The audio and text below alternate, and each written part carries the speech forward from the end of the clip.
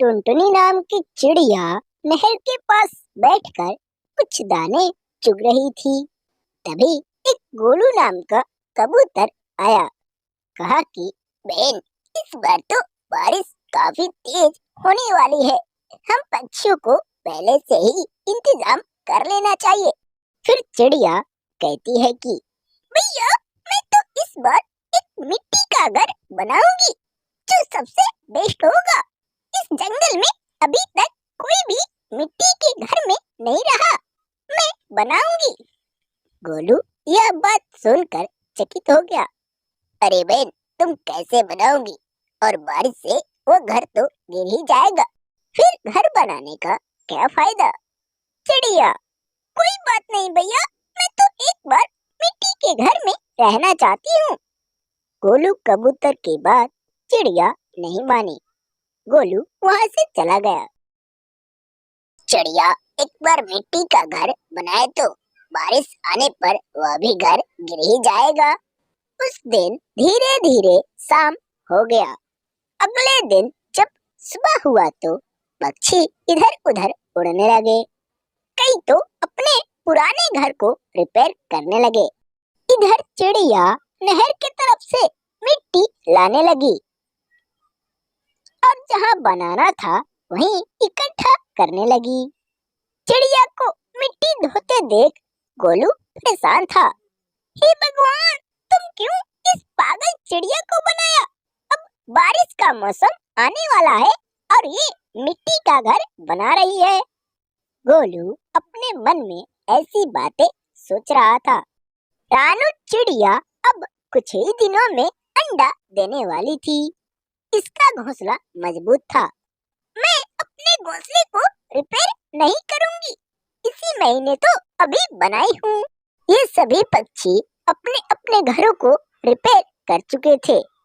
बारिश का मौसम अब बन रहा था।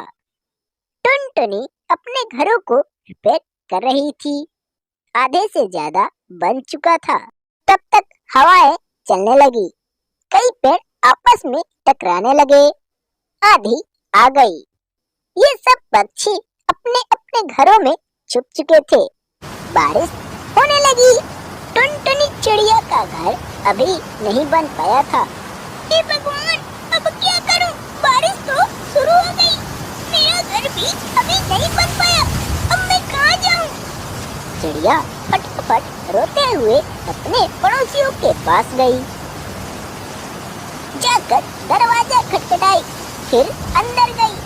इस बात को गोलू से बताई। चिड़िया, मैं तो पहले ही कहा था कि तुम इस मिट्टी वाले घर के पीछे मत पड़ो, नहीं तो परेशान हो जाओगी। इसीलिए तो कहते हैं बच्चों, कभी भी अपने से बड़ों की बात माननी चाहिए। माँ, लगता है कि इस बार हमारे खेतों की सारी फसल नष्ट हो जाएंगी। देखो ना, बाहर कितने ओले पड़ रहे हैं। मीनू अपनी माँ टुनटुनी को ये सारी बात बता रही थी। इस बार की सर्दी में पहले ही ओले पड़ने लगे पूरे जंगल में। टुनटुनी हर बार के जैसे इस बार भी बैगन की खेती कर चुकी थी, लेकिन पहले ही इस बार सर्दी में ओले पड़ने लगे। इन ओलों से ये सारी फसल नष्ट होने लगी। गोलू कबूतर अपना घर इस बर्फीले पहाड़ पे बनाया हुआ था, जो जंगल से काफी दूर थी। यहाँ पे बहुत ज्यादा ठंड पड़ रही थी। गोलू परेशान था। हे भगवान, अब क्या करूं? यहाँ तो बहुत ज्यादा ठंड पड़ रही है। जंगल की एक भी पक्षी यहाँ पे नहीं है। मैं अकेले क्या करूं? गोलू इस घर को छोड़कर जंगल की तरफ चल पड़ा। जंगल में भी ओले पड़ने के कारण सभी के सभी पक्षी अपने घरों में छुपे हुए थे। पूरे जंगल में कोई भी पक्षी दिखाई नहीं पड़ रहा था। रानू की छोले भटूरे की दुकान इस ठंड में नहीं चल रहा था, क्योंकि ओले काफी ज्यादा पड़ रहे थे। कोई भी पक्षी बाहर नहीं निकल रहा था। हे भगवान, लगता है कि हमारा सारा सामान खराब हो जाएगा।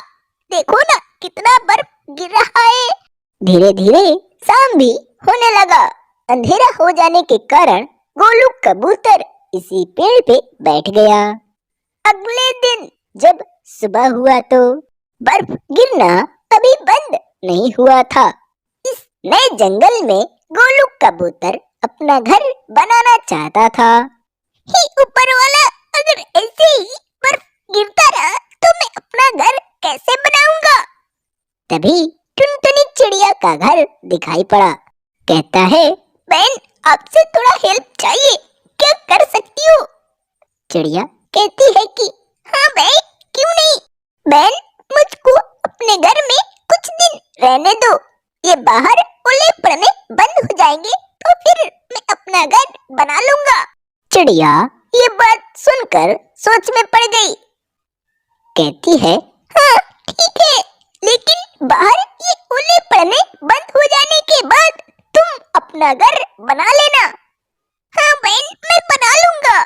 चिड़िया के खेतों में लगाए हुए इन सारे पौधों पे बैगन आ चुके थे, लेकिन बर्फ गिरने के कारण सभी बैगन खराब भी हो चुके थे। कुछ दिन बीत जाने के बाद गोलू कबूतर इन दोनों माँ बेटियों को घर से भगाने लगा।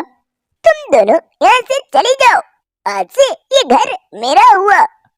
मासूम चिड़िया और इसकी बेटी ये दोनों रो रही थी और गोलू इन दोनों को घर से भगा दिया।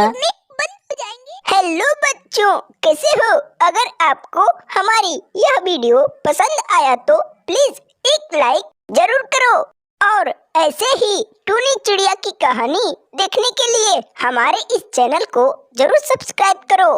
पूरी वीडियो देखने के लिए आपको धन्यवाद।